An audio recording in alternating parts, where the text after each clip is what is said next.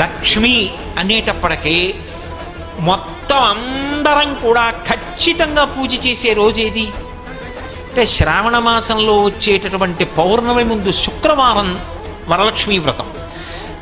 ఆ రోజు తిథితో సంబంధం లేదు, వారంతో సంబంధం. ఏ తిథి ఉంది, ద్వాదశి ఉందా, త్రయోదశి ఉందా, చతుర్దశి ఉందా, లేకపోతే ఏకాదశి ఉందా, పంచముందా, సప్తముందాతో సంబంధం లేదు. చివరికి వచ్చేస్తుంటుంది శుక్లపక్షం.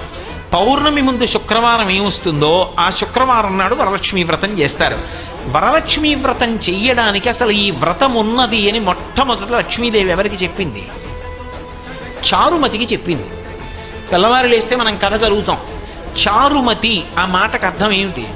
నిజానికి అద్భుతమైనటువంటి పేరు, ఆడపిల్లలకి పెట్టడానికి పరమయోగ్యమైనటువంటి పేరు చారుమతి.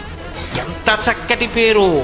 చారు అంటే సత్, మంచి అని, చాలా చక్కటి ఆలోచన కలిగినది, విశాల బుద్ధి కలిగినది. మతి బుద్ధి, మంచి బుద్ధి కలిగిన పిల్ల, దానికి అర్థం చారుమతి.